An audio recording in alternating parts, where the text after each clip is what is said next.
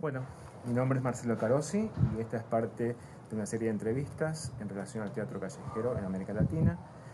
Estamos en Medellín, esto es el Teatro de la Sucursal y hoy es 17 de julio del 2019. ¿Te puedes presentar, por favor?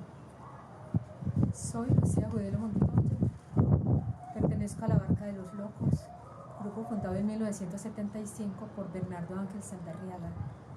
Hice estudios de sociología en la Universidad Pontificia Bolivariana y fui docente durante 11 años, pero sentí que el teatro era lo mío y al encontrarme a Bernardo Ángel Saldarriaga me he dedicado por completo al teatro, rompiendo con la academia. ¿Dónde naciste? Nací en Támesis, en el departamento de Antioquia. Vivo en Medellín desde hace unos 50 años. 50 años. ¿Y qué recuerdas de esos años de infancia? El teatro me llega precisamente en la infancia, debido a que mi mamá sentía el teatro también, era actriz en su pueblo, Santa Fe de Antioquia, y mi papá, siendo docente, siempre tuvo grupos de teatro que ensayaban en nuestra casa. Los corredores de una casa antigua se convirtieron en los lugares de ensayo. Siempre tuvo dos grupos, un grupo con la gente adulta y un grupo de estudiantes, y con ese grupo de estudiantes recorría diferentes pueblos llevando el teatro también a otros lados. Entonces sentimos siempre la emoción de la escena, que era reconocer un texto cuando se iban los actores de mi papá, y cuando mi madre actuaba nosotros sentíamos que ya era nuestro momento y comenzábamos a repasar los textos que mi papá había trabajado con los actores, y luego venía el sueño, imaginar que uno estaba en un escenario, y de hecho siempre estuvimos en un escenario porque también nos gustaba cantar. Entonces, antes de pertenecer a un grupo de teatro, con mis hermanos cantábamos y nos montábamos al escenario y disfrutábamos de estar frente a un público, comunicarnos con ese público. Entonces, para nosotros fue muy natural estar siempre en el teatro. Ya cuando llegamos a la ciudad se rompe ese encanto por el teatro, porque en la ciudad encontramos que es muy difícil ver teatro y nos dedicamos a cantar y a hacer improvisaciones cuando estamos haciendo la escolaridad. Y no fue sino hasta que entré a Bolivariana a estudiar sociología. En ese momento era el auge del teatro universitario en el país. ¿En qué año fue eso? Eso fue en 1973. 1973, 72, 73, es el auge del teatro universitario en Colombia. Digamos que los actores, cuando se refieren a cómo llegaron al teatro, le dan mucha importancia al teatro universitario, porque el teatro universitario fue un teatro muy politizado, que recogía toda la problemática de la sociedad colombiana. Era la controversia que se daba entre los grupos de izquierda enfrentados a la derecha. Entonces, todo ese teatro estaba asignado precisamente por un pensamiento político. Entonces, para mí fue como la oportunidad de volver a sentir el teatro.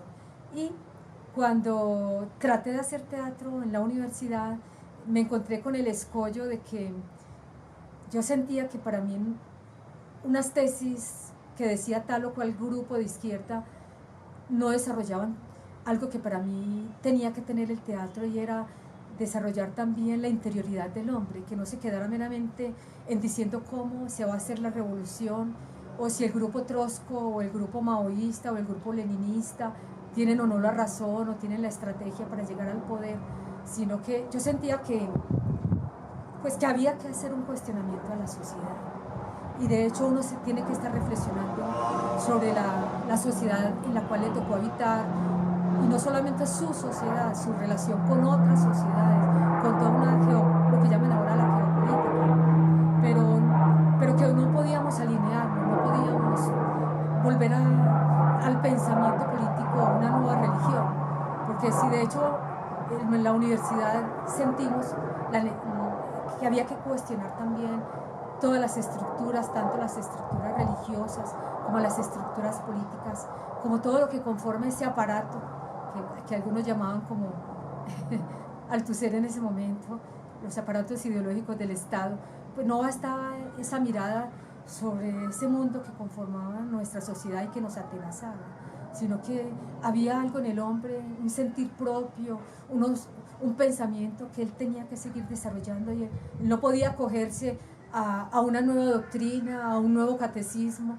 Entonces, por eso cuando yo estuve frecuentando el teatro universitario, para mí fue muy importante que nosotros los universitarios en ese momento nos aunáramos y nos encontráramos en la calle agitando unas tesis y que la universidad privada, que en ese momento era donde yo estudiaba, que era una universidad absolutamente confesional, pero que en sus áreas de filosofía y sociología nos permitíamos cuestionar lo que estaba pasando, cuestionar lo que pasaba en el Estado, lo que pasaba en las religiones, pero sentíamos que bueno, eso es muy importante hacerlo y aunar eso que fue el movimiento universitario en los 70, en los 60, en los 70, en los 80, pero que no podíamos quedarnos en esa parte meramente política, que fue lo que pasó con esas construcciones que se pretendieron hacer con el marxismo en la Unión Soviética,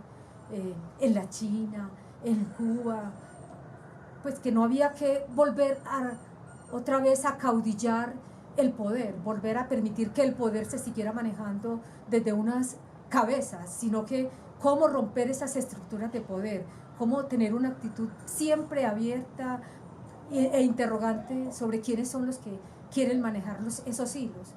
Entonces, por esa razón, esa frecuentación con el teatro universitario fue muy rápida, pero no el sentimiento con el teatro. Ese sentimiento seguía allí vivo, viendo dónde se podía desarrollar.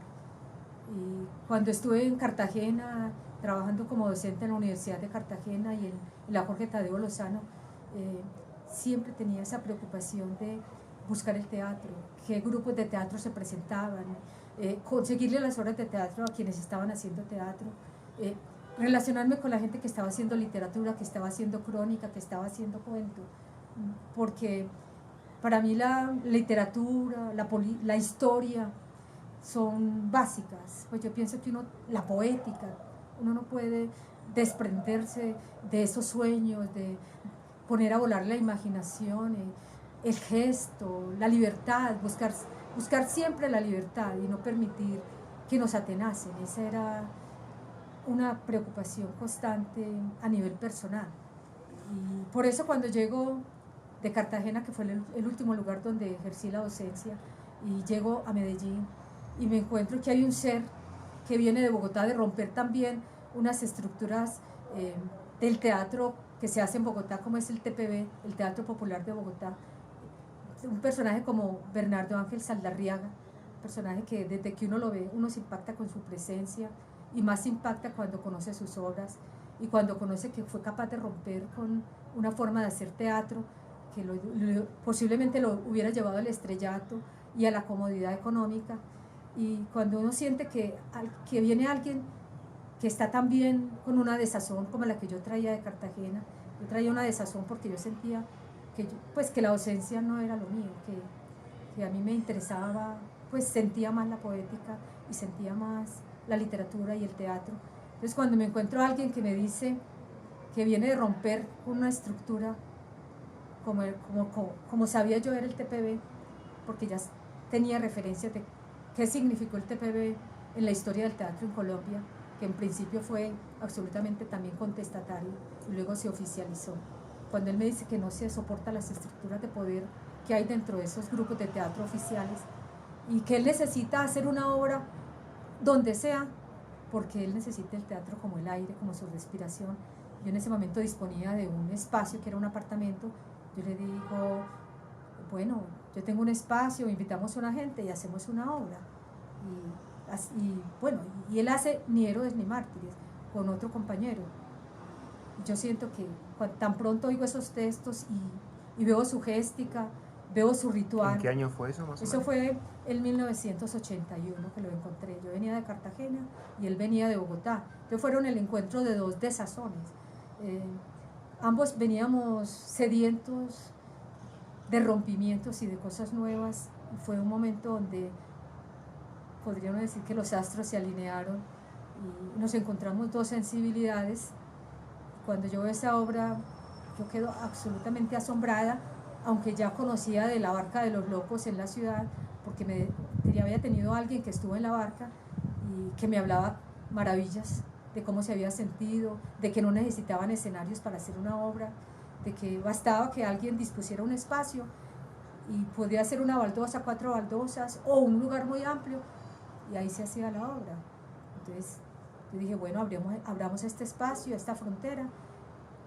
Hizo Ni Héroes ni Mártires, para mí fue absolutamente un viaje, yo sentí un trance, yo sentí que lo que uno lograba en ese momento con la experimentación, con la marihuana, que sí la experimenté, que era entrar en esos mundos subterráneos, y lo que uno lograba, bueno, con los hongos también, que eran alucinantes. ¿Eso era durante la puesta en escena? No, digo yo que lo que uno puede sentir, o sea, la experiencia que uno puede sentir, que algunos sienten con la droga, con el alcohol, el viaje que se posible, ¿por qué buscamos las drogas? ¿Por qué se busca el alcohol? Pues yo no estoy haciendo ninguna apología, estoy simplemente diciendo que los seres humanos necesitamos romper la cotidianidad, romper ese mundo inmediato de lo económico, de las estructuras familiares que también en un momento determinado oprimen. Entonces, de esos medios, de un medio social también condicionante. Entonces, lo que uno encuentra, lo que la gente busca en el alcohol, lo que la gente busca en la marihuana o en otras drogas más fuertes, yo lo vine a encontrar cuando vi la obra de Bernardo, Ni Héroes ni Mártires. O sea, uno sentí un viaje, que no había, o sea, no había necesidad de tomar ninguna droga, no había necesidad de consumir alcohol, para uno sentir que respiraba, sentía de otra manera, pues que él lograba un trastorno con la manera de hacer teatro y de romper algo que yo no había visto nunca, romper los espacios y romper la relación con el espectador. Este teatro establece una relación muy directa con quienes asisten a la obra, que ya dejan de ser espectadores para tomarlos como actores. En ese momento él me tomó a mí como una actriz y empezó a trabajar sobre mi cuerpo y sobre mi cerebro, y yo sentí el viaje. O sea, yo no necesitaba de ninguna sustancia externa para sentir que podía viajar, porque este teatro posibilitaba ese viaje. Era un descenso tanto sobre mi cuerpo, sobre mi organismo, absolutamente era un teatro orgánico, sino que además te provocaba un trastorno, tanto que a partir de esa primera vez que vi esa obra, yo empecé a perseguirlo por todas partes donde se presentaba, porque en ese momento él no tenía espacio, un teatro tal para presentarse, sino que él buscaba una casa cualquiera y allá estaba yo viendo la obra. Encontrábamos otro espacio diferente, allí estaba viendo la obra. Entonces eso para mí fue alucinante, pues verlo a él significó, a mí me marcó la vida, y inclusive yo dejé de pensar en que somos hombres o somos mujeres o somos transgénero. Para mí este teatro crea una especie de conexión con el cosmos y con el universo interior y exterior, porque siendo un teatro que piensa al hombre en sociedad, porque no ignora los condicionantes que el poder ejerce sobre ellos, es combativo, no podemos decir que es un teatro pues que se queda en la mera gestualidad o en la mera elucubración, sino que es un teatro que logra romper espacios, que logra romper pensamientos, que te lleva a que te abras la cabeza, porque yo pienso que el teatro tiene que lograr eso, que para uno sea un acto único e irrepetible, que yo vea una obra siempre diferente. A mí me decían, pero usted ¿por qué lo sigue buscando? Si usted ya lo vio una vez, ¿qué es eso? Entonces yo decía, es que una obra como la hace Bernardo siempre es nueva, siempre, porque está la presencia de la creación en escena, de que la obra no es siempre la misma. El mismo contacto con el espectador que se toma hace que la obra cambie, de que la obra respire con otros aires, de que la obra es un riesgo siempre, nunca sabemos, y de hecho tenemos numerosas anécdotas al paso de... Yo estuve con Bernardo por cerca de 37 años hasta el momento en que murió. Todavía desde su lecho de muerte él me seguía dictando textos. Fue un ser absolutamente, para él el teatro era una religión, era un ser completamente comprometido con el teatro. Para él el teatro era su vida, era pues era una cosa impresionante, para él no existía más mundo que el teatro. Entonces todo el que estaba junto a él sentíamos esa impregnación y solamente existía eso, el teatro. O sea, para él no existía que lo económico, que mi sobrevivencia, que cómo me voy a alimentar. No, él era lo que uno podría decir un santo, como lo dirían otros actores, un santo del teatro, pues una santidad al revés, como diría él también, un santo al revés, porque fue supremamente cuestionador absolutamente de todas las estructuras que conforman la llamada pirámide, esa pirámide que no se hablaba en sociología, infraestructura y superestructura con Althusser, por ejemplo. Entonces, o sea, cuando yo estudié sociología, pero realmente cuando oí los textos de Bernard, yo dije que al diablo con la sociología. Pues yo aquí todo lo que es el ser humano yo lo encuentro en sus textos. Entonces, yo no tengo, si voy a buscar literaturas, encuentro poética. Si voy a buscar historia, él parte de un entorno, parte de esta Colombia, pero no se queda en lo regional. Él piensa al hombre también en relación con esos mundos interiores que nos llevan a volar y a reconocer el Oriente, por ejemplo. Pensar en el yoga, pensar en el Buda, sin ser budista, sin alinearse con ninguna religión, supremamente cuestionador de todo quien quiera, de todo aquel que quiera ser depositario de una verdad, mantener un interrogante siempre abierto, tanto sobre el medio como sobre el mismo, porque no fue un ser completamente anarquista. Pues para mí, si yo voy a pensar en anarquismo, pienso en Bernardo Ángel Saldarriaga, porque tenía supremamente claro el asunto de la no propiedad, tenía supremamente claro el asunto de la relación con los otros de una manera igualitaria.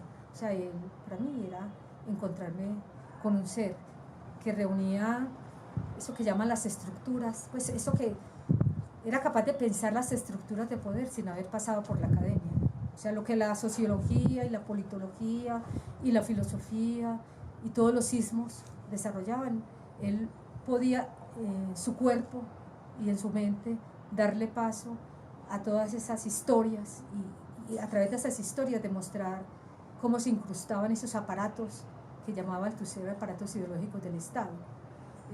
El marxismo, todo lo que el marxismo, todas esas tesis políticas que se agitaban en los años 60, 70 y que todavía continúan agitándose en algunas izquierdas y todo el cuestionamiento también a la derecha, porque no soportó nunca el autoritarismo, ser completamente antiautoritario.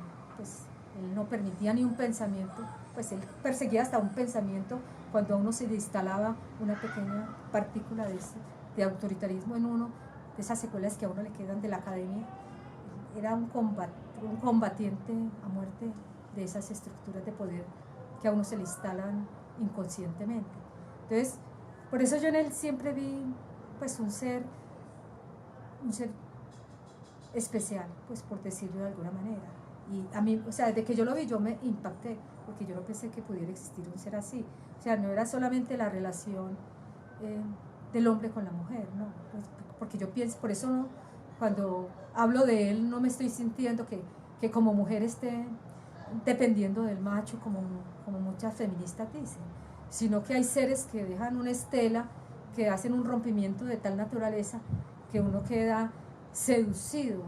Y si ese ser abierto a eso, ¿por qué pensar qué sexo tiene? A mí lo del sexo nunca me ha preocupado, si es hombre, mujer, transgénero, somos seres humanos. Pues partir de una cosmovisión de donde el ser humano está consigo mismo y con los otros en una relación de igualdad, porque es ante todo relaciones igualitarias.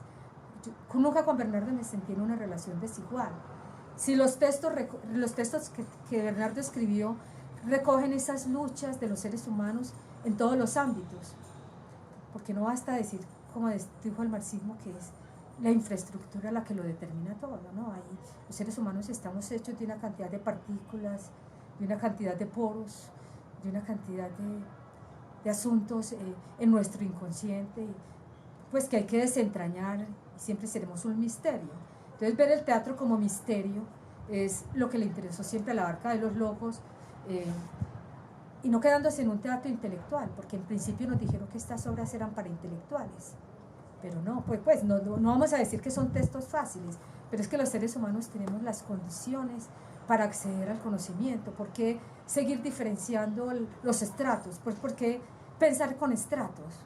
Entonces, por eso fuimos al Parque de Bolívar, porque nos dimos cuenta que no cabíamos en ningún espacio. Los intelectuales decían que éramos demasiado arrojados, que éramos inmorales, que éramos demasiado atrevidos, en fin, que eso no se podía hacer, pues que lo que nosotros hacíamos era inmoral. Pues, de hecho, nosotros fuimos tachados fue de inmorales, y por eso nosotros no figuramos dentro del teatro oficial colombiano, siempre hemos estado como un teatro marginal. Ahora vamos a hablar de por qué fueron tildados de inmorales, porque la naturaleza de la obra, de las obras en general, apuntaban en contra de estos aparatos de poder, no desde una forma quizás ideológica, sino a partir de una relación con el cuerpo diferente, ¿no? Volviendo un poco a la infancia, ¿cuáles eran tus orígenes? No tus orígenes, ¿cuáles eran tus héroes en ese momento? Tuvimos unas ventajas. Primero que todo, la ventaja de un pueblo hermoso, como fue Santa Fe de Antioquia, un pueblo colonial, donde se iba la luz y uno podía soñar con la luz apagada, de que todo era diferente y entrar en esa ensoñación de lo que es conversar con el otro en oscuridad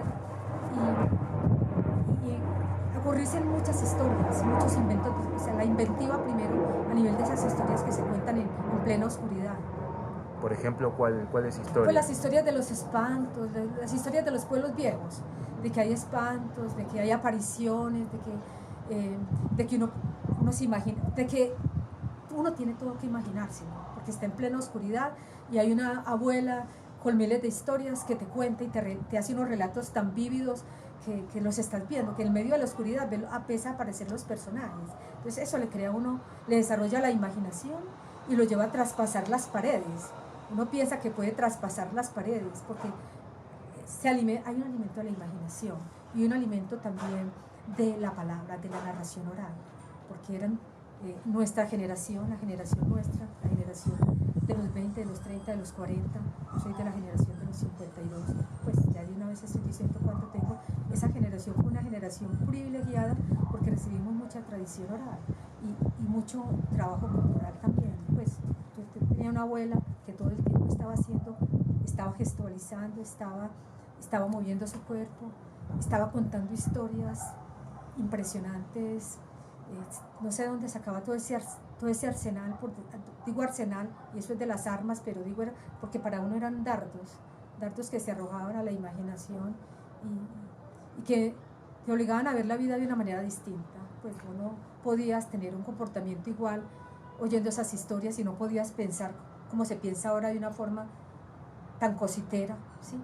Tan funcional, porque uno tuvo un alimento, ese alimento de los viejos en mi caso fue muy importante, y ver una mamá y un papá haciendo teatro, eso para uno era una maravilla, aunque ellos después tuvieran pánico cuando me vieron que yo volví al teatro. A ellos les dio pánico porque yo dejé clases, dejé la sociología, y eso para ellos fue terrible, pues. Aunque ellos hubieran sido tan románticos en los años en que nosotros éramos infantes, ya ver que uno quedaba como a la deriva, pues porque ellos siempre vieron que el teatro que nosotros hacíamos era un teatro muy difícil, que nos iba a poner en contra de toda una institucionalidad. Entonces íbamos a vivir una vida muy azarosa, a pesar de que tratamos de no comentar mucho lo que hacíamos a nivel de mostrar los textos y eso, mantener cierta incógnita sobre cuál era la dificultad por la cual, digamos, en un momento determinado fuimos tan señalados. Aparte de tu papá, tu mamá y tu abuela, ¿cómo se componía tu familia? 10 hermanos, 9 hermanos más, conmigo 10. Eran uno tras otro y nosotros siempre estábamos inventándonos veladas. Nosotros armábamos escenarios Eran todos artistas, digamos. Los tres primeros recibimos más esa influencia.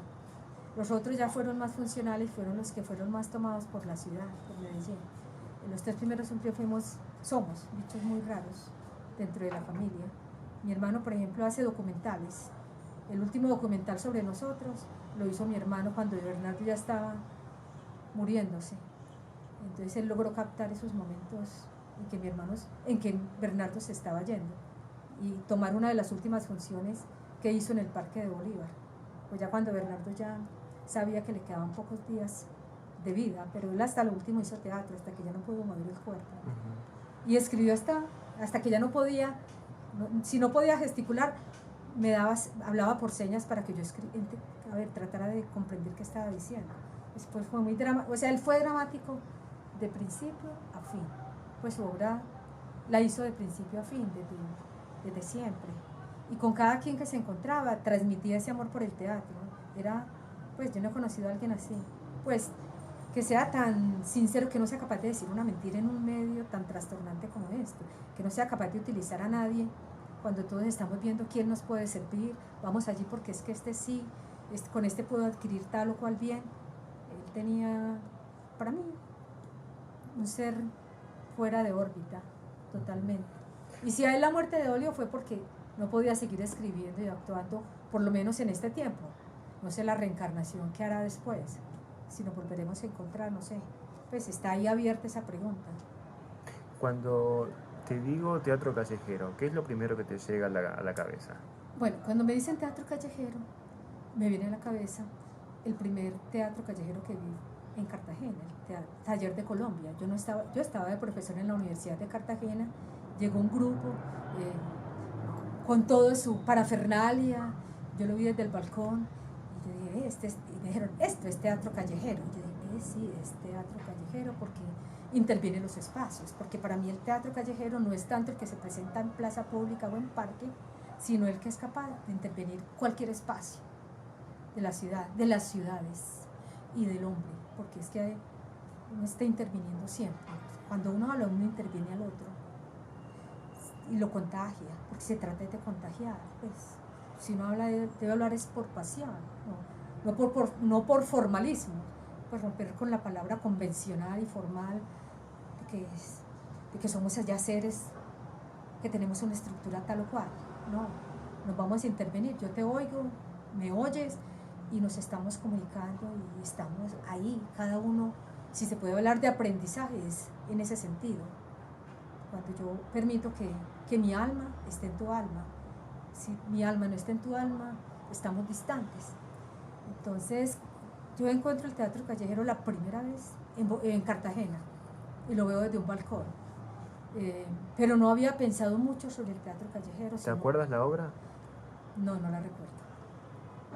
La cabeza de gurú, no, pero no estoy segura, no, hace tantos años, que eso fue en el 79, entonces no recuerdo la obra, pero a mí siempre, o sea, para mí el teatro siempre fue un puntal, para mí fue la posibilidad de comprender la totalidad del ser humano, sin ismos, porque todos nos están dividiendo. Entonces eso de que habla Antonin Artaud, que nos han convertido en seres fragmentados, cómo volver a unir esos pedazos que han quedado de nuestra piel, de nuestra sangre, de nuestros órganos, cómo reconstituirnos.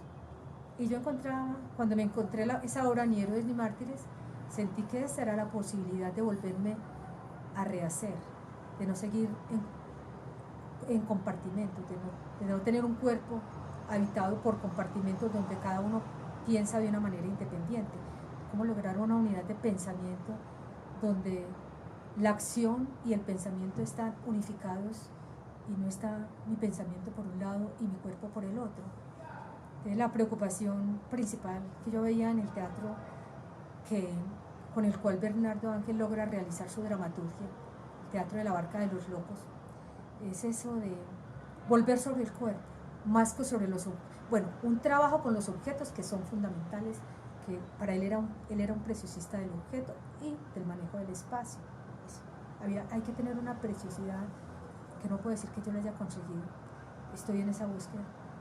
Cómo el objeto que yo llevo a escena es un objeto que tiene vida y cómo mi cuerpo se convierte también en el centro nervioso alrededor del cual el texto se incorpora y no deja de ser, no romper con ese texto que sale de otro lado, que es el texto recitativo, como que mi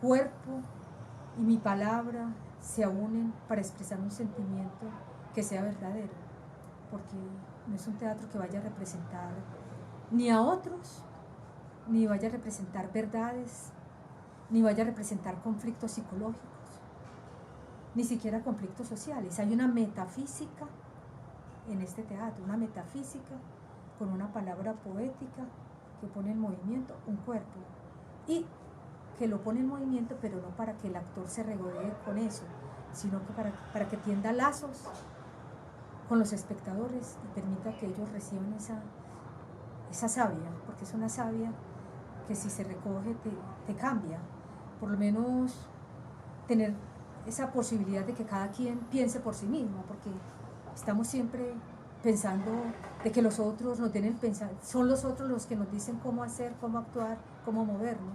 Entonces, que el cerebro desarrolle una revolución de tal manera que puedas pensar por vos misma, eso ya es el logro mayor dentro de una sociedad absolutamente mecanizada, consumista y seguidista, y además frívola, porque si estos tiempos se diferencian de los otros, de los tiempos que nos tocaron, es cómo la frivolidad ha alcanzado el máximo desarrollo y cómo los medios de comunicación, y en particular ahora el internet, los computadores, que pueden ser puestos a nuestro servicio. Es que nadie niega lo valioso que puede ser un video, lo valioso que es una cámara, lo valioso que es poder acceder al computador, pero si vas de una manera mecánica, si te dejas que eso sea un nuevo adoctrinador, no estamos pues en qué estamos, pues continuamos en ese automatismo que nos lleva a que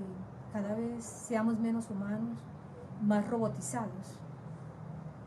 Y de hecho el cine también ha caído en esas, pues todas las artes en general andan en esa insensibilidad, donde lo que importa es por cuánto vendes tal o cual producto, no importa quién seas vos, no interesa, pues vos como tal no existís, vos sos un engranaje más de una gran maquinaria que ya no es ni nacional sino transnacional.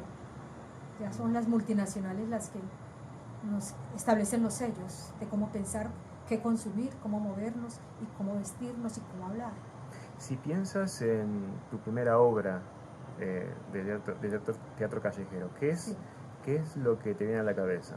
¿Cuál fue, digamos, primero, cuál fue tu primera obra que recuerdas y qué es lo que recuerdas de ella?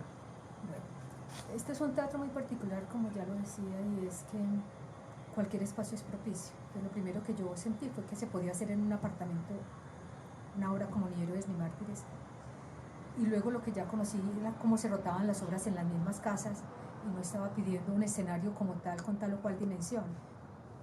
Y cuando me encuentro a Bernardo, lo primero que le hace es, bueno, vamos a relacionarnos con el teatro, que es la única relación que para él es válida. Para él no existe más relación que desde el teatro. Si le hablabas de otra cosa, a él no le importaba, sino en relación con el teatro. Entonces, la primera experiencia bella que yo tengo es un viaje que hago con él a un pueblo de Caldas, un pueblo muy particular, Pácora, donde es invitado por un grupo de títeres que quiere llevar como grupos culturales a Pácora, que es un pueblo bien tradicional de Caldas. Caldas es uno de los departamentos más tradicionales de Colombia. Entonces yo los acompaño en ese viaje. En ese momento Bernardo ha logrado reconstituir el grupo con Quique Márquez, que es el compañero más fiel que él tiene y que tenemos después en la Barca de los Locos hasta su muerte, y otro compañero más que lo acompaña, y el amante de nuestro compañero Quique, que es el más fiel al grupo. Entonces vamos a Pácora y el escenario de que disponemos es un convento. Entonces, un convento en el cual no sé cómo se logra en una sola noche tener a un público cautivo, y eso es lo que me maravilla, y se logra hacer la obra que yo por primera vez veo y que me va a marcar en primera instancia como primera obra para hacer, y es La Monja. En ese tiempo se llamaba La Monja y el Cristo, una obra con la cual Bernardo hace irrupción en el teatro en Colombia. Y ¿eso en qué año fue? Él es en Pácora. ¿En qué año? ¿En qué año estuve en Pácora? En 1981, al poco tiempo de conocerlo. Fue el primer viaje que yo hago con el grupo sin ser actriz. Entonces, pero me impregna, o sea, es un viaje para mí muy importante, porque no solamente convivo con el hombre en cuestión que me impacta, sino también con el actor. Yo no digo director porque él nunca quiso que lo llamaran director, él estaba en contra de las estructuras de jerarquía de actores, directores. Él era un inspirador. Entonces en una sola noche hace, con un público general, público de pueblo, se hace La Monja, ni héroes ni mártires, y se hace una obra que es tan difícil, que es la historia del zoológico de Edward Albee, que ya también la tenían montada, y el público ahí aprisionado por esa magia. Entonces para mí fue sentir que el teatro no tenía ni condiciones sociales ni condiciones de pensamiento que tenían que ser intelectuales para poder ver las obras, y que además de eso en un convento de unas monjas se podían hacer obras que las cuestionaban a ellas mismas, que ellas mismas ni sabían qué estaba pasando allí. En medio de la obra, a nuestro compañero, que yo como todavía no estaba haciendo de monja en esa obra, sino que la hacía un hombre, que además era un gay, que era muy interesante porque él había ido con su pareja y fue un ser que, digamos, rompió con todos los esquemas, tanto también a nivel de actuación como de vida. Quique Márquez, Carlos Enrique Márquez. Ese ser se entregó a la barca de los locos desde que conoció a Bernardo y hasta que se murió estuvo con él. ¿De qué trataba La Monja? La Monja, sí, son parte de unos coros que recogen toda la problemática del hombre en torno al poder y a las estructuras que lo están avasallando. Y estos coros, dice Bernardo, que se le vinieron de golpe cuando oyó que a Martin Luther King lo habían matado, lo habían asesinado. De una vez escribió esos textos. Entonces para mí son muy significativos por eso. Entonces, y viene luego, arrancamos con unos coros. Poseemos muchas cosas, ninguna en especial, cuando nos vemos como seres en un mundo que sí es el nuestro. Nos duele cuando ellos nos tiran, pertenecen al barro que los sustenta. Todo hombre, por mísero que sea, está en la posibilidad de ser. Somos los hombres que con su hálito de vida soplan sobre la llaga del mundo. Muchos de ellos son perseguidos. Su mensaje se ha cubierto de sangre. Todo es lucha, dolor, duda y plenitud. Todo lo envuelve. Los sonidos proceden de ella y a ella vuelven. La lucha se ve a sí misma en el rostro de cada hombre. Cuando la luz apareció, dijeron: una gran planta de energía eléctrica ha sido inaugurada por el gobierno. Se olvidaron que el hombre es la luz del mundo. Cuando el caos nos sacudió, dijeron: el mundo está en poder de algunos. Se olvidaron que cualquier tiranía es devastadora. Ascienden los que ascienden y sufren los que son maltratados por los sistemas. Hombres sistemas que nos escuchan, hombres sistemas que vendrán después, no hagan de él un sistema. Los hombres padecen de opresión por otros hombres que se escudan en los sistemas para cometer atropellos. Escuchadnos, hombres que masacráis el nombre de los derechos humanos, el nombre de los deberes patrióticos. Escuchadnos, hombres del tesoro público que oprimís a las viudas y pobres. Escuchadnos, hombres que maquilláis los cristos de vuestros capitolios y oratorios privados, y luego entornáis los ojos ante el Cristo de vuestra cabecera. Hombres de esta calaña no son libres, aun cuando desfilen con la cabeza baja, porque en sus corazones rumian fechorías que amparan en sus códigos y legislaciones. Fechorías de Te Deum, laudamos y ahorcamos. Si hay levantamiento, les mandamos el ejército y les negamos los sacramentos del alma, porque Cristo no quiere la guerra. Nos dicen: podemos venderles la libertad a pedacitos, pero no a largo plazo. Si sois buenos y acatáis todas nuestras órdenes, sus fábricas benditas por Cristos rígidos y clérigos vendidos agotan las fuerzas de hombres exhaustos. No vale la pena, dicen, no vale la pena, dicen, y llenan las cárceles, cantan responsos, pero el hombre no los quiere escuchar. Entonces, después de esos coros, la monja se viste como monja, porque en ese momento hemos hecho los coros de truzas. Se ha colocado en el escenario una cruz, que puede ser cualquier palo, y cuando existía el actor se asumía como Cristo y lo colocábamos en el palo. Cuando se muere Quique, tomamos a un espectador y lo llevamos a la cruz. Luego entra la monja con sus vinajeras y empieza a construir, a pintar las llagas del Cristo. Entonces le pinta todas sus llagas, le coloca una corona de espinas y luego se oye una voz del obispo, pues de alguien, no es una voz simplemente, una voz que dice: hija mía, no es una vestal, es un ser vivo, por eso lleva la corona de espinas. Observa su cuerpo llagado por los pecados de los hombres. Observa su cuerpo llagado por los pecados de los hombres.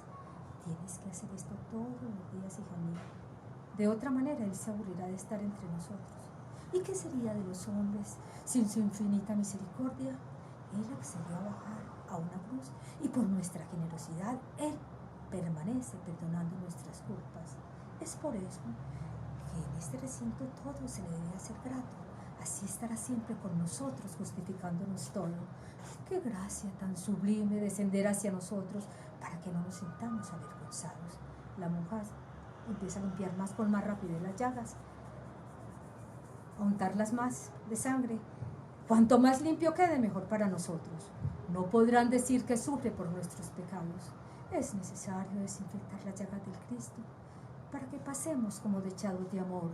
Tenemos que borrar de esos ojos lánguidos la tristeza para continuar en nuestras bacanales. Si no podemos matar el Cristo interno, limpiemos las imágenes. Porque ¿qué son estos antros? Sino lugares donde se maquillan los Cristos para que su voz, para que sus voces no nos hieran las conciencias. La monja se detiene, lo observa, empieza a sonar una música que en principio es una música celestial, luego se convierte en una música demoníaca que la va tomando a ella. Al Cristo se le ha despojado de su ropa. Si es el actor, está desnudo, y si es un espectador, hasta donde se deje. De hecho, en Bogotá llegamos a desnudar completamente al Cristo. Entonces la monja la música la va transformando, la trastorna, y ella comienza a danzar y a quitarse la ropa. Entonces va danzando alrededor del Cristo, se baila junto a él, viene un encuentro sexual, pues, digamos así, entre la monja y el Cristo. Caen en el piso, convulsionan y todo aquello, y en un momento determinado tocan a la puerta y aparece el obispo. El obispo viene con todos sus arreglos, con una casulla muy bonita, roja, con una mitra roja, toca la puerta, la monja está todavía desnuda, tiene que acelerar para vestirse, llevar el Cristo de nuevo a la cruz, ponerle la corona, y ya comienza la conversación entre el obispo y la monja. Y si está el actor responde. Si no está el actor, la monja se toma los textos del actor.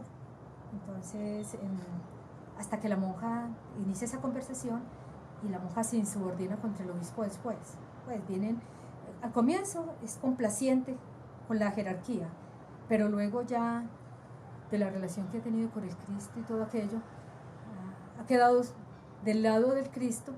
Entonces ya entra en una complicidad con el Cristo, que tiene unos textos, y cuando el Cristo no está, pues la monja lo dice. En todo caso, ya luego entra el obispo, pues viene un paroxismo entre la monja y el obispo, y una insubordinación. Entonces cuando la monja se hacía con más actores, aparecía un verdugo que azotaba a la monja y la llevaba contra el Cristo y la azotaba. Ya luego la fuimos simplificando, y ya era el obispo el que simplemente arrojaba a la monja contra el Cristo y hacía el simulacro de azotarla, y luego venían los textos finales, porque ya la monja se ponía del lado del Cristo y el Cristo se perdía entre los espectadores, que ya no eran necesarios más Cristos. Entonces el obispo tomaba un espectador como Cristo de nuevo y lo llevaba a la cruz, y empezaba la monja, la obligaba a que lo volviera a ungir, y ya luego todo terminaba. Después de eso quedaba una imagen evocativa con los últimos textos. De tal manera le golpearon sus espaldas que hilos de sangre bajaron a los fértiles valles de las almas, y por toda la tierra se esparció el clamor de una hija de Cristo, casta y mártir. Pero el hombre ya no estaba con ellos, Su martirio significó mucho para la iglesia, pero en los mundos sutiles nada se supo de esta doncella. El hombre amante sigue, pero no como lo imaginamos, de una manera distinta. Muchos han venido y han visto su cuerpo, pero no los cuerpos que todo lo penetran. Entonces, Bernardo escribió esa obra en los 60. Pues, en ese momento, él venía de una formación eminentemente católica, de unos padres muy fanáticamente religiosos. Tanto que a los 5 años ya estaba estudiando en el seminario.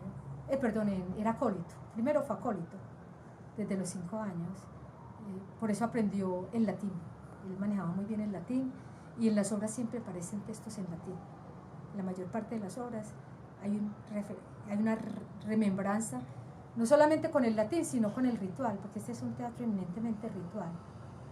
Están las velas, siempre hay un incensario en escena. Bernardo, como fue acólito, pues lo manejaba a la perfección. Se incensaba no solamente a los espectadores, sino a los actores. Y hay música gregoriana, por ejemplo, esta música, nosotros, pues, básicamente, cuando lo hacíamos en espacio cerrado, trabajábamos con Bach, la música gregoriana, y todo lo que fuera bien religioso, las letanías de todos los santos, los ermitaños. Siempre lo religioso para nosotros fue un referente, pues no solamente a nivel lo religioso. Sí, ¿el vestuario cómo era? La monja tenía todos sus arreglos, pues tenía, como es una monja, pues con su túnica, con su cofia, con todo, con su manto, con su cordón, y nosotros nos habíamos conseguido, no vamos a contar cómo, una casulla, nos conseguimos sotanas, la mitra sí se hizo, y el incensario lo conseguimos desde que empezamos. Pues Bernardo siempre tuvo vestuario religioso, y cuando entraba como obispo él decía, en ese tiempo tuvimos un cardenal muy macabro, Alfonso López Trujillo, que acompañó mucho a Juan Pablo II, al anterior papa. Entonces fue muy maquiavélico, fue una peste. Entonces siempre que Bernardo entraba decía Alfonso López Trujillo, cardenal, y cardenal de Colombia, porque fue cardenal. Entonces siempre, de hecho nosotros con él tuvimos problemas, porque hicimos una función en Fredonia en los 85. Estábamos en el Parque de Bolívar, pero nos invitaron a Fredonia porque había un grupo que estaba estudiando el Marqués de Sade y nos dijeron que era para un grupo literario, porque nosotros cuando vamos a los pueblos nos planteamos las condiciones de los pueblos, no es que los vamos a avasallar, pues porque hay obras que para un pueblo, de hecho pues varias veces me cuenta un pintor que vive en este momento en La Ceja, que una de las veces que se dijo que se iba a presentar la monja, a mí no me tocó, en Río Negro, lo recibieron a pedradas, porque ya tenían antecedentes de la monja. Entonces, pues de hecho, siempre, cuando yo conocí la Barcas, cuando yo incluso los iba a presentar en el apartamento, me hablaban de, uy, ¿cómo los vas a presentar allá? Son escandalosos, se desnudan, hacen orgías. Yo, ¿cómo? ¿Qué me importa? Pues, yo quiero el teatro, voy a ver qué es lo que hacen. Pero a mí me hablaron de orgías, pues había un imaginario, sobre la Barca se creó un imaginario de orgías, de irreverencia, de blasfemos. Pues, de hecho, los textos no podemos decir que no ataquen las estructuras. Una estructura religiosa que ha sido una estructura de poder de toda nuestra vida, y el mismo Bernardo le tocó en carne propia recibir ese bautismo de sangre al estar siendo acólito, al estar en el seminario. ¿Ni héroes ni mártires? Ni héroes ni mártires. ¿Tiene relación con la monja? ¿En qué no, sentido? Esa es otra obra. O sea, la monja de por sí creó todos unos aspavientos.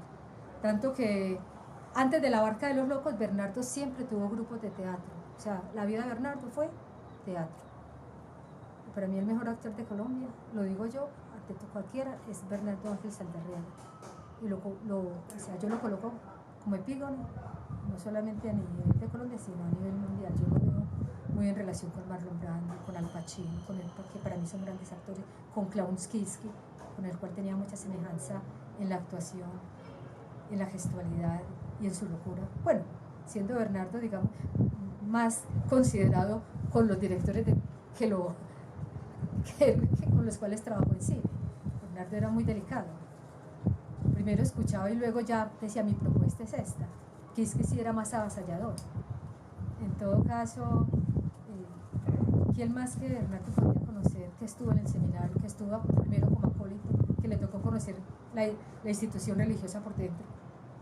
¿Y quién más podía hablar de la institución religiosa que él? Que tenía una madre que lo levantaba a las 4 de la mañana a que asistiera a padres neuróticos, como él decía. O sea, la obra Ni Héroes ni Mártires tiene relación entonces con la religión, ¿o no? Sí, lo que pasa es que todo el teatro de Bernardo, puede uno decir que está asignado por un pensamiento metafísico, donde cada obra en particular tiene su espacio. Por ejemplo, La Monja desarrolla ese asunto de la relación de un obispo, la monja, con un Cristo y con los espectadores.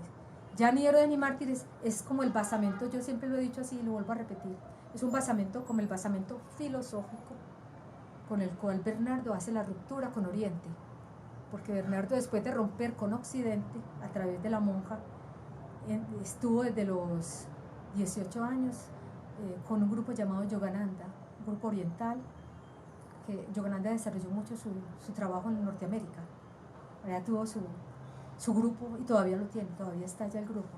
Entonces estuve en ese grupo por espacio de 15 años, haciendo teatro, pero también practicando la meditación, el yoga, los kriyas. Él recibió la kriya por monjes que vinieron de Oriente. Entonces, mucho tiempo Bernardo estuvo allí, pero pensando como pensaba el teatro. E inclusive hasta la misma gente de autorrealización que se llamaba el grupo, la iba colocando, la iba metiendo, la iba involucrando en el teatro, hasta hizo teatro con ellos. Y los que manejaban, digamos, la organización se extrañaban de que, pero Bernardo viene acá y contagia a todo el mundo de teatro. Después de meditar, había una cita secreta, nos vemos en tal parte para que ensayemos. Y con ellos montó la monja. Y tuvo monjas adultas. Por ejemplo, la esposa de un periodista, que luego, madre también de una poetisa, una mujer mayor. Yo también soy mayor, pero ella en ese tiempo, pues, digamos que ya lo cogió el teatro como a los 50 años. Sin embargo, se involucró tanto en el teatro que los hijos estaban, sobre todo una hija poetisa, estaban muy congestionada, que su mamá estuviera haciendo esas locuras y la obligó casi que a salir del teatro. Esa señora terminó, pues era como su respiradero, terminó suicidándose, porque para ella el teatro es una terapéutica, el teatro sana, el teatro te cambia la cabeza, te cambia el organismo. Entonces, si aún no te permiten y te coartan para que no lo hagas, ¿cómo te vas a sentir? A Bernardo se lo trataron de sacar la familia, por eso detesta a la familia. Pues tiene una prima con la cual se relaciona ahora, se relaciona en los últimos días y yo todavía me relaciono con ella, pero la familia para él fue inexistente porque le bloquearon lo más sagrado que él tenía, que era el teatro, porque él en el seminario hizo teatro, en su barrio hizo teatro y él siempre vivió con el teatro. Y su mamá, cuando él entró a Bellas Artes, no dejó que estuviera mucho tiempo en Bellas Artes porque era el momento del existencialismo, era el momento de las películas de Fellini, todo el neorrealismo italiano, de Henry Miller. Entonces él todavía estaba en Oriente, pero él seguía, cuando estudió en Bellas Artes tuvo una posibilidad de creer. Él creía que el teatro se podía estudiar y él después entendió que no, que lo tenía que empezar a realizar en él mismo. ¿Cómo es que la obra rompe con Oriente entonces? Sí, entonces, ¿por qué rompe con Oriente Ni Héroes ni Mártires? Porque cuando él está en autorrealización, meditando, él no puede abandonar el teatro, sigue haciéndolo.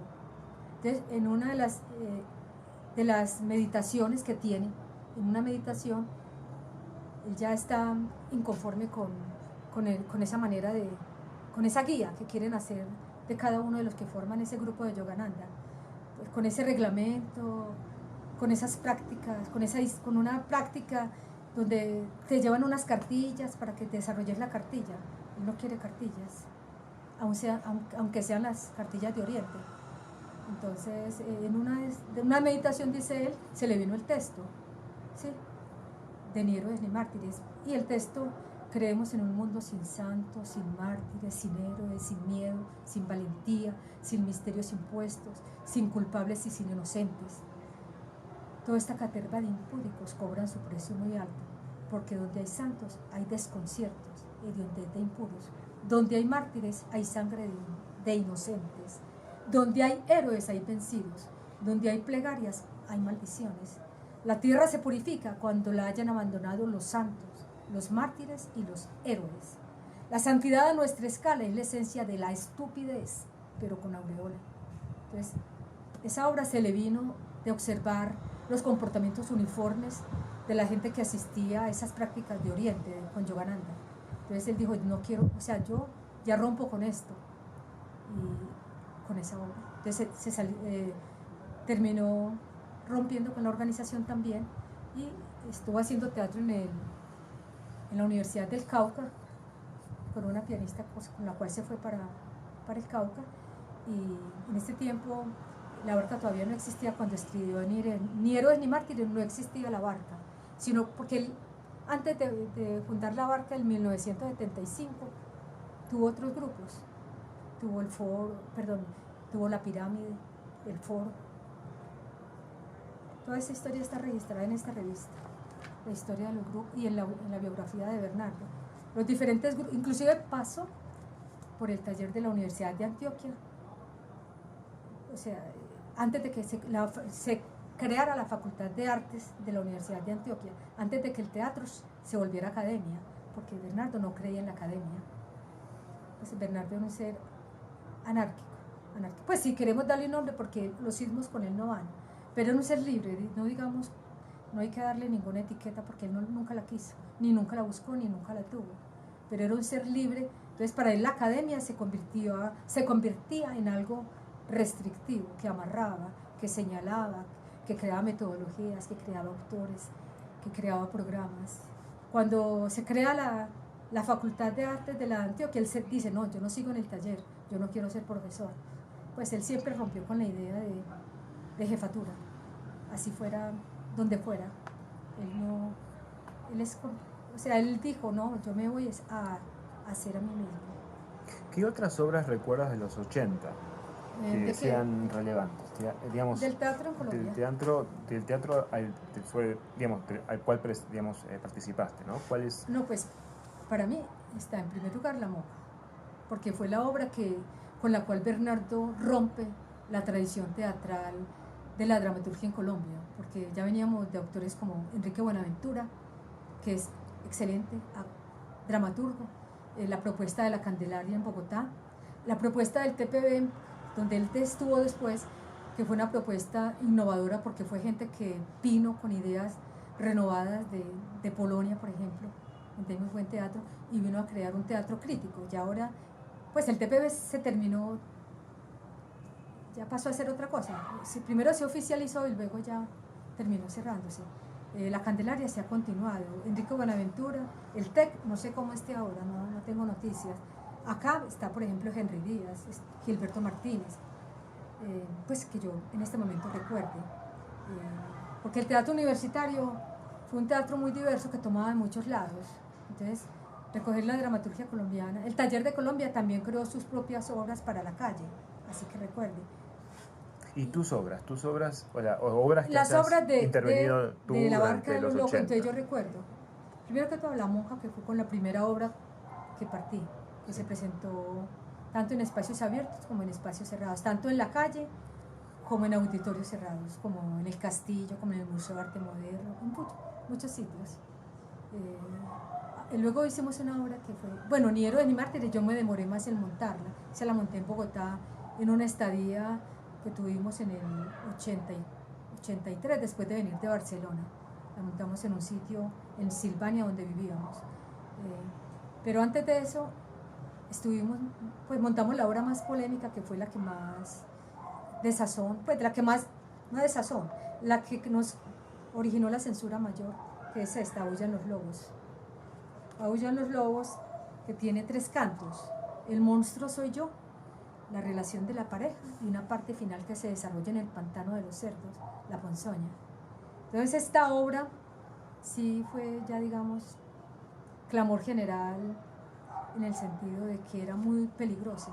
O sea, no solamente a nivel de los actores, porque los actores fueron los primeros en censurarlo. Nosotros participamos en una muestra de teatro en el 83 y fue lo que nos obligó a irnos para España, porque sentíamos que no podíamos estar acá más. ¿De qué trataba la obra? La obra es difícil saber de qué trata, pero voy a tratar de hacerlo.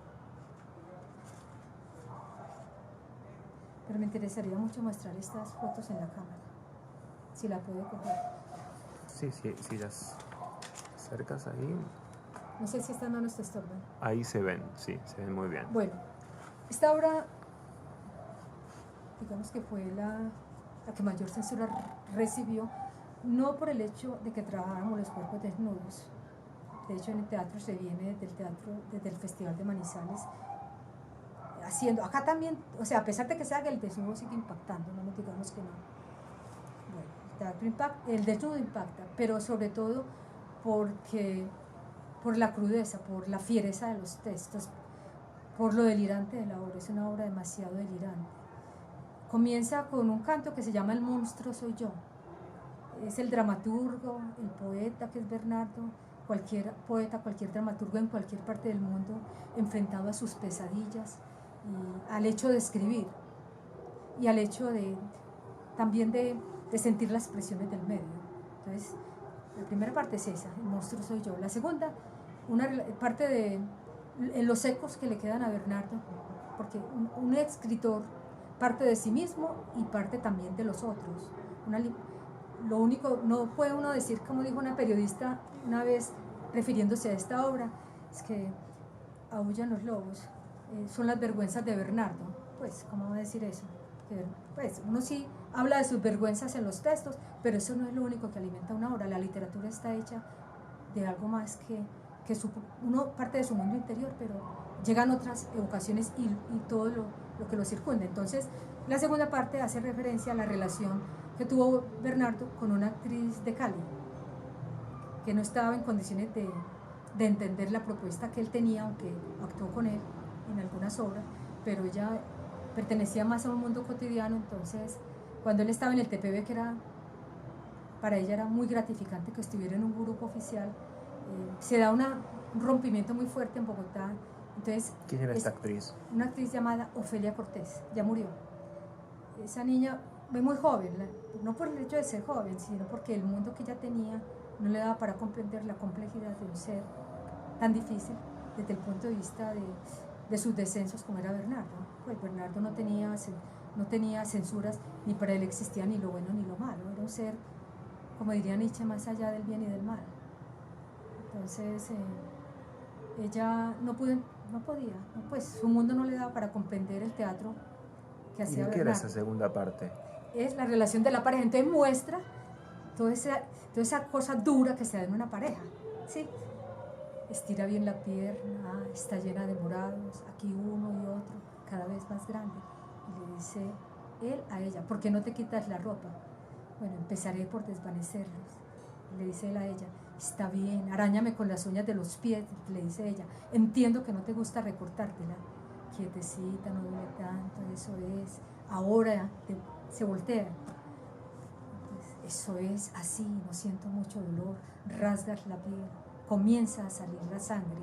Y dice ella, hija de puta, pero nos gustan estas labores o no. Creo que el pájaro de lo maligno nos visita esta noche.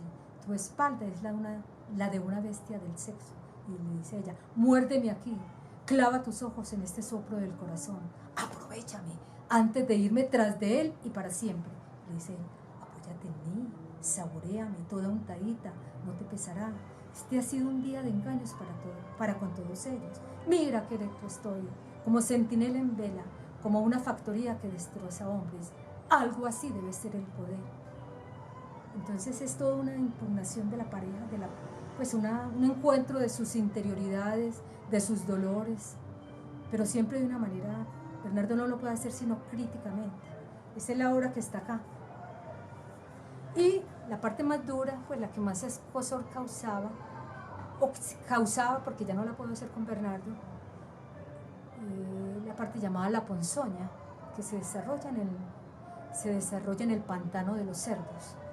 Entonces, voy a leerlo directamente para que no se me olvide, porque yo tengo los textos en la cabeza, tanto los de Bernardo como los míos, pero uno, pues de la emoción, se le pueden ir los textos. Entonces dice así la ponzoña: los espectadores llegan al lugar de las calaveras, hoguera, música, pantano. Él y ella se preparan en el bosque con sus respectivos padrinos que cuentan sus hazañas. Dicen los cantos: desnudo irás a su encuentro. Esta unión se hace necesaria. La púdica doncella te espera, dice ella. ¿Dónde está mi amado? El bejuco. Yo me adorno para él. En mi cabeza las flores, los perfumes del campo y azahares. El anunciador dice: señoras y señores, tomen asientos envueltos en sus mantos, muevan ligeramente los hombros. Canto de un pájaro, se retira el hombre, música Carmina Burana de Carpor, Fortuna. La mujer va saliendo desnuda, cubierta solo por un manto talar blanco. En su cabeza una corona de flores, en sus manos una copa de plata. Lentamente se acerca a los espectadores y da de beber aquel vino, mientras el hombre la sigue portando un cirio. Hombre y mujer se encuentran en el centro de la escena. Sus cuerpos desnudos, solo tocados por capas, se reconocen y beben un vino de alternancias. La copa es levantada por la mujer. Las manos del hombre tocan los hombros de ésta y se abren sobre los espectadores. Hombre y mujer se despojan de su capa y baja palpando el cuerpo de la mujer. El hombre se despoja de su capa y baja palpando el cuerpo de la mujer hasta quedar arrodillada con la cabeza entre sus muslos. La mujer permanecerá de espaldas al público hasta iniciarse el juego prohibido. Voy a leer algunos textos para que tengan idea. Dice la mujer: tú, el de la verga grande, te damos el ósculo de paz en el anunciado prepucio.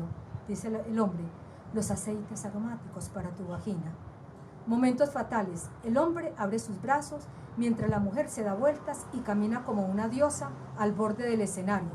Relatos del hombre: en un mantel blanco llevan cuchillos, insignias del mando militar y eclesiástico. Comienza la ceremonia en el pantano de los cerdos. Los espectadores deben guardar compostura.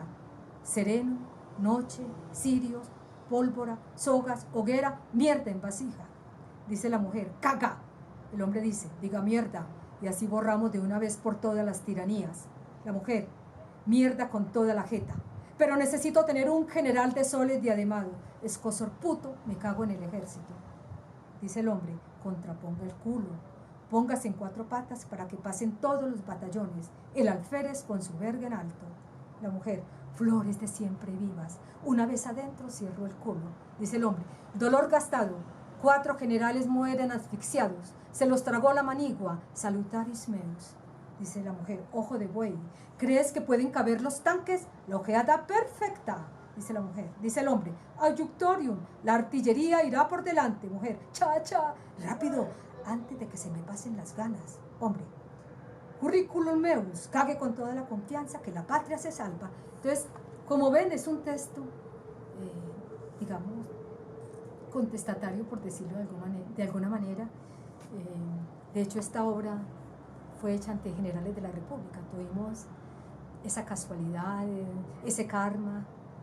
Lo hicimos en Urabante, un teniente del ejército que en esos tiempos, en los 90, que estaban en proceso de paz con la FARC, aunque eso no se consolidó en la época del presidente Belisario Betancur. Ese teniente se puso, pues, le dio una histeria porque además suena el himno nacional y se trabaja con la bandera. Entonces, para ellos eso fue un atentado total.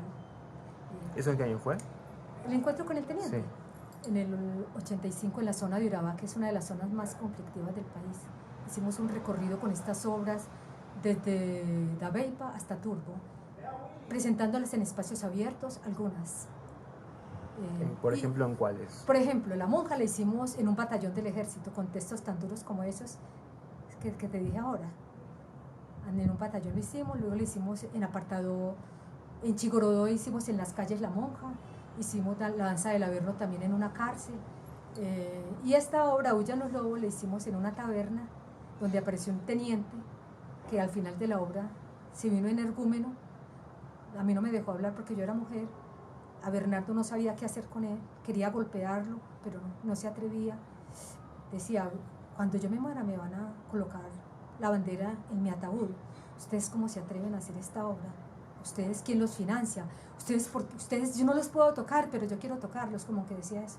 Yo quiero atentar contra ustedes, pero no puedo. De todas maneras, cuando hicimos esa obra, al día siguiente nos dijeron que nos perdiéramos de Urabá, que nos estaban buscando. Nosotros en principio nos asustamos, buscamos a quienes nos habían llevado y nos fuimos a estar con ellos el resto de la semana. No pasó nada, pero fue un viaje difícil y al mismo tiempo fue un viaje propiciador para que hiciéramos teatro en la calle. Porque hasta ese momento nosotros veníamos tomándonos las universidades. O sea, encontramos en una cafetería y nos la tomamos y hacíamos la obra en medio de la gente. Así recorrimos varias universidades en Bogotá y en Medellín, pero íbamos tomando como aire ya era como una especie de preparación para el teatro en la calle, porque nosotros nunca dijimos que este era un teatro callejero. Nosotros diferenciamos que este es un teatro en la calle con un pensamiento, porque nosotros nunca dejamos de pensar como lo venimos haciendo con La Monja, o con Ni Héroes ni Mártires, o con las otras obras que nacieron al calor del parque. O sea, después llega el parque, ¿no? En llegamos el 87 al parque, llegamos al parque en el 85, después de haber estado en Urabá en el 84. O sea, nosotros llegamos de Urabá y sentimos que hay que romper la censura, porque ya estábamos demasiado censurados. Íbamos a un sitio, votaban a la persona que nos llevaba. Por ejemplo, nuestro compañero estudiaba comunicaciones, Quique Márquez, estudiaba comunicaciones en la Bolivariana. Hicimos allá 2 horas, Ni Héroes ni Mártires, que la hizo con su amante. Y nosotros hicimos Aúllan los lobos y, claro, voló de Bolivariana, lo echaron.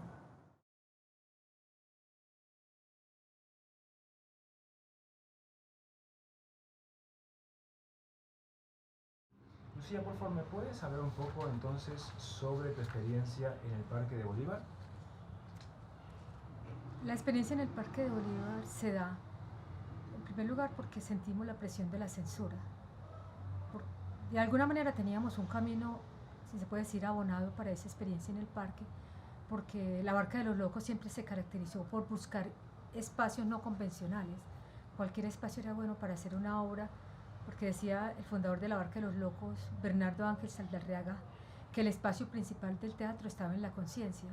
Entonces, consecuente con eso, una sala, un comedor, un corredor, donde hubieran 2 o 3 personas dispuestas a ver una obra, estaba la Barca allí dispuesta a hacer la obra.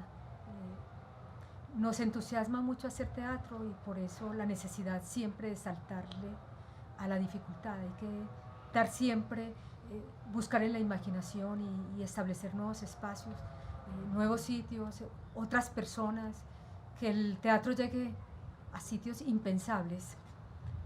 La experiencia en Urabá fue un aliciente, fue como una energetización de todo el cuerpo, de nuestro pensamiento, porque encontramos tal respuesta en Urabá, que básicamente es una zona que siempre ha sido vista como una zona roja, con muchos conflictos sociales, con mucha mezcla de poblaciones. Básicamente es negra, pero llega mucho comerciante porque es la entrada también al mar, al océano Atlántico, al Chocó, a Panamá. Es una puerta abierta. Cuando hicimos allí La Monja, Ni Héroes ni Mártires, Aúllan los lobos, sentimos que la gente respondía, que se emocionaba, y ante todo el teatro es emoción, es pasión. Llegamos a Medellín y Bernardo comienza a recorrer la ciudad buscando espacios nuevos para el teatro y ve que el Parque de Bolívar, que en ese momento era un parque central para la ciudad, donde llegaban gente de todos los estratos, de todas las condiciones, con todos los pensamientos cruzados. Además de eso, había grupos religiosos discutiendo sobre si Dios tenía los ojos blancos o azules, o si Jeremías, o en fin, o si el Antiguo o el Nuevo Testamento, y eso congregaba un grupo de personas dispuestas a escuchar esas discusiones. Y además tiene un escenario hermoso. En ese momento el Parque de Bolívar está en remodelación, pero en ese momento disponía de lo que llamamos la rotonda, donde la banda de la Universidad de Antioquia tenía una presentación todos los domingos. Habían una serie de antecedentes, la misma ubicación geográfica, ser el centro de la ciudad, tener la iglesia metropolitana en el fondo, la policía a un lado, en fin, tener como todos los elementos que conforman la sociedad ahí dispuestos, nos llevaba a que nuestras obras, que básicamente tienen que ver con esa mirada total sobre la sociedad, sobre la ciudad, sobre el país, sobre el mundo, encontramos que ese era el escenario perfecto para llegar con las obras. Y de una vez arrancamos con una de las obras que podríamos decir son difíciles por el pensamiento religioso de la ciudad, por el pensamiento político que la obra contiene.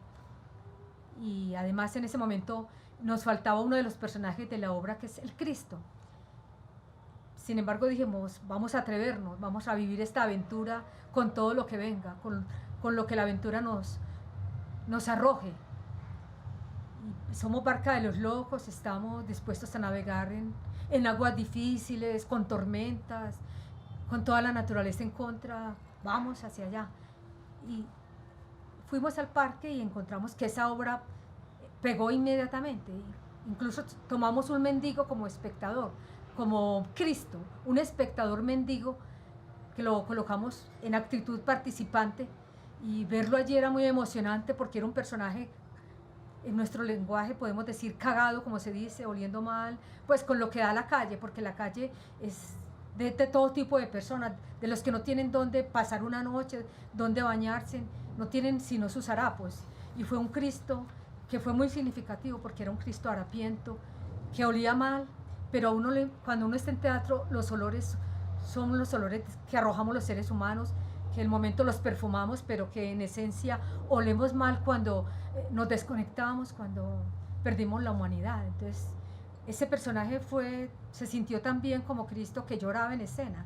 Entonces, para mí esa experiencia fue inolvidable, porque tomamos al personaje que era el ser de la calle.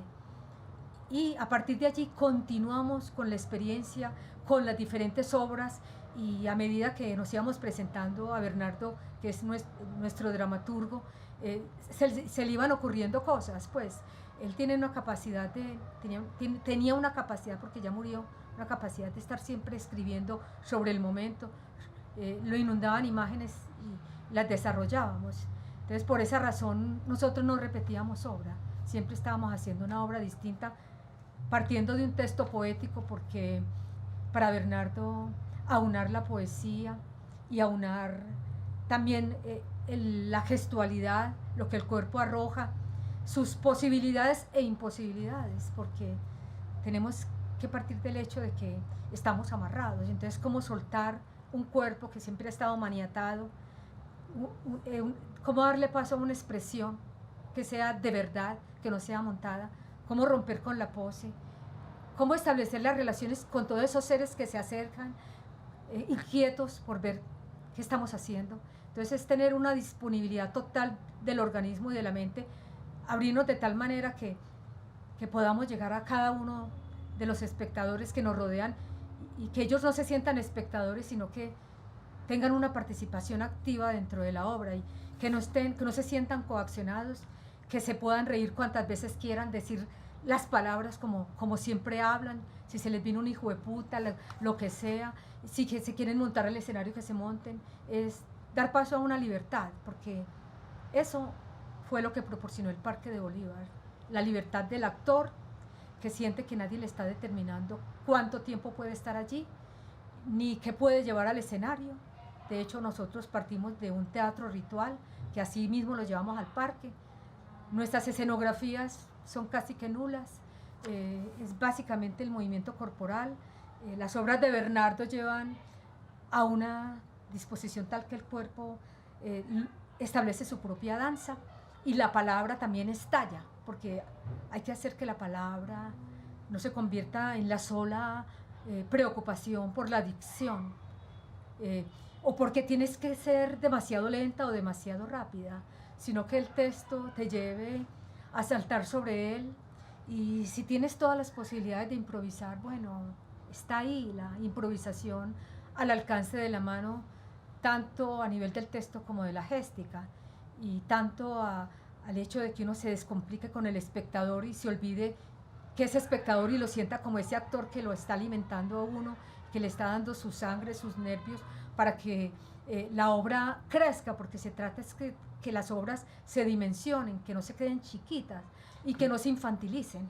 ¿Qué otras obras dentro de este periodo recuerdas? Sí, recuerdo Agnus Dei, y lo recuerdo particularmente porque en los 90 Medellín estaba viviendo una situación de violencia tal que no solamente cuando trotábamos encontrábamos los muertos, sino que también eso era como ese hálito de la muerte reinaba por todas partes, no se quedaba en los cadáveres que uno tenía por no sé, yo no digo que posibilidad, porque nosotros trotábamos y nos tocaba saltar sobre ello, fue un momento muy difícil para la ciudad.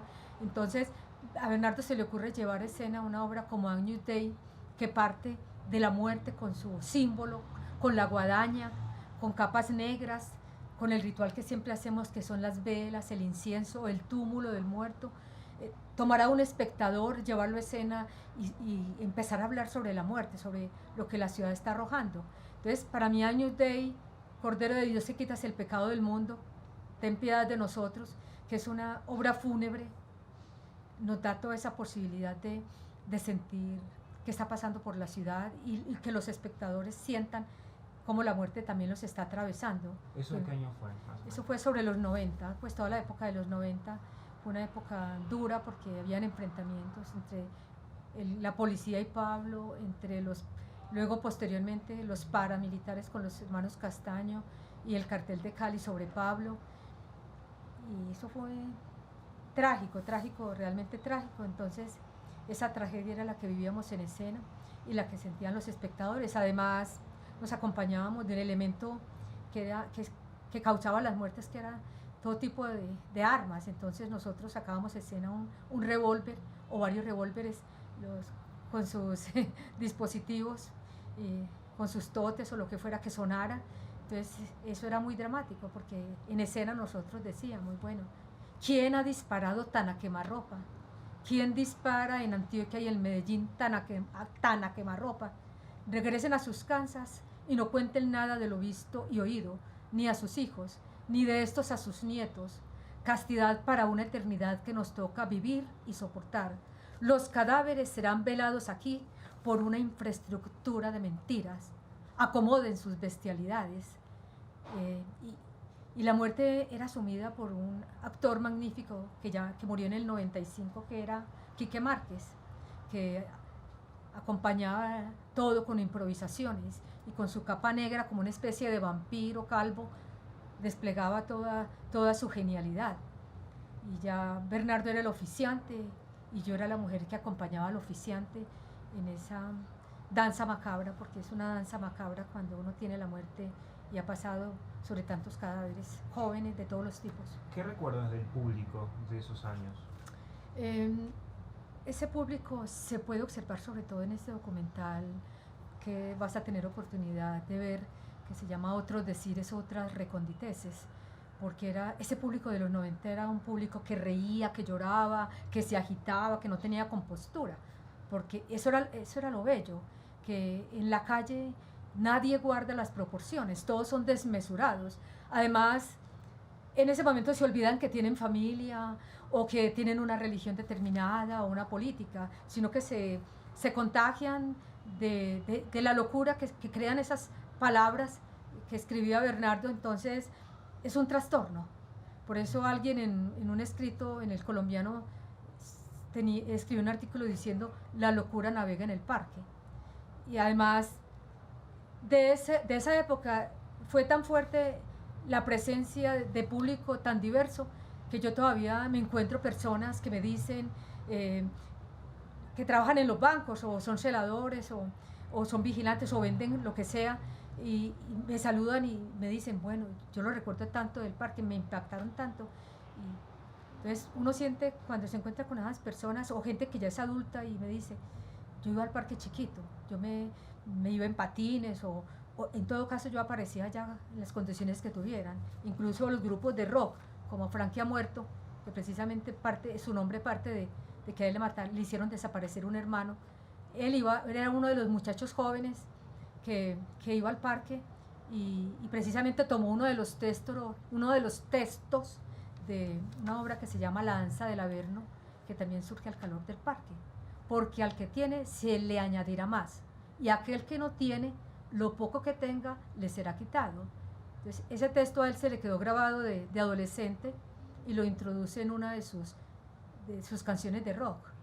Es un grupo también muy representativo en la ciudad, Franquia Muerto. Lo mismo un grupo que conocimos, Desadaptados, de música punk, que también nos acompañó con mucha frecuencia en el parque. ¿Se tocaban la música? No, ellos nos acompañaron como adolescentes, como espectadores, pero luego nos invitaban a que participáramos con ellos en sus conciertos.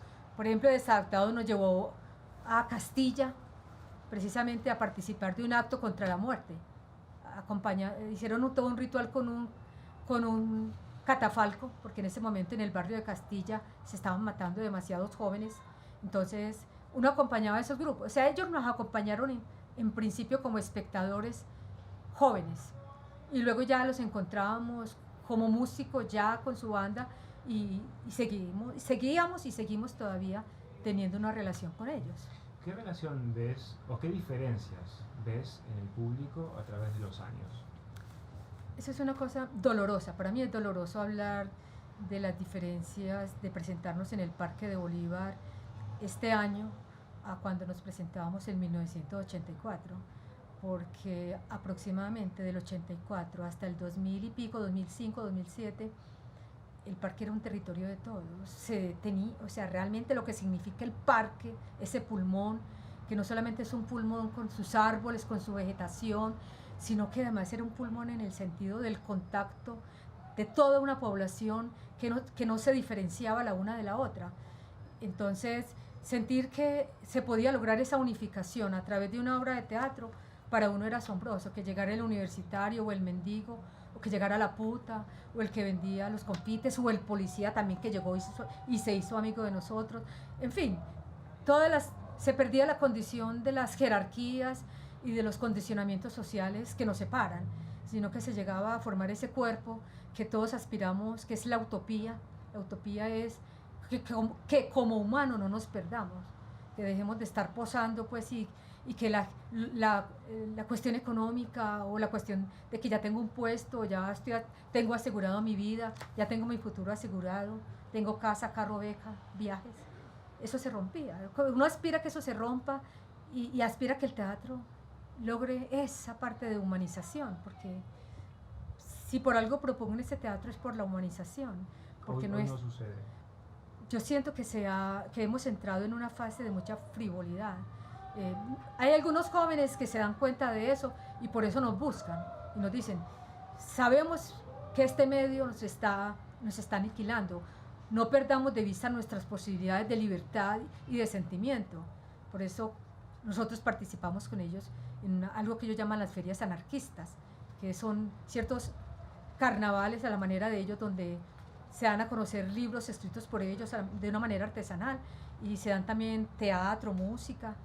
Hemos encontrado en ellos apoyos, también muchachos que están haciendo sus pinitos con las cámaras y dicen: nosotros no sabemos mucho de esto, tenemos que alquilar las cámaras para hacer este encuentro con vos, que sos como la sobreviviente de la barca, pero hagámoslo porque, mire, ya se murió Bernardo, no sabemos cuál sigue, pues, quién está en lista, porque la muerte es inesperada.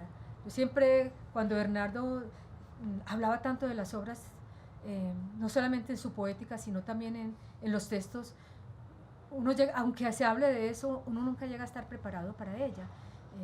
Entonces, para mí fue muy fuerte la muerte tan inesperada de él, porque una muerte nunca se anuncia.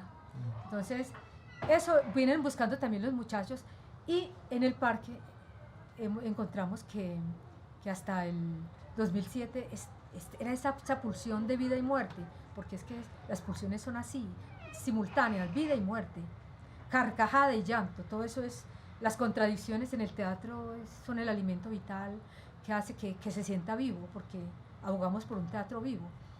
Entonces, hasta ese momento sentimos eso, que hasta el 2007, que nosotros nos tomamos el parque. En ese momento las municipalidades no intervenían en que este espacio es del municipio, esto tiene este sello, entonces deben traer el permiso, háganlo, ¿cuándo lo van a traer?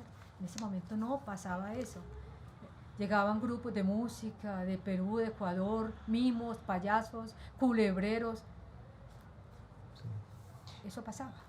Si hay una palabra que te define, ¿qué palabra es esa?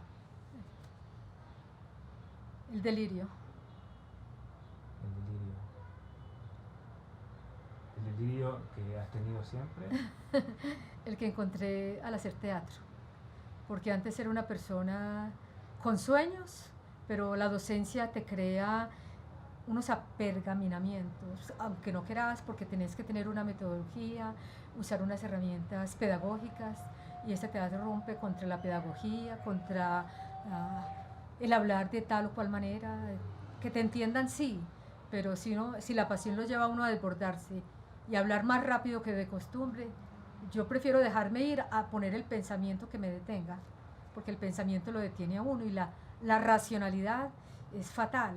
Y este teatro aboga por una conciencia, sí, pero sin la razón lógica, porque eso nos ata, no permite que uno se descargue, uno se vuelve como todo el mundo, con una máscara, con la misma expresión facial, con unas palabras de conveniencia, y la lucha es contra eso, contra la cotidianidad. Muchas gracias, Lucía.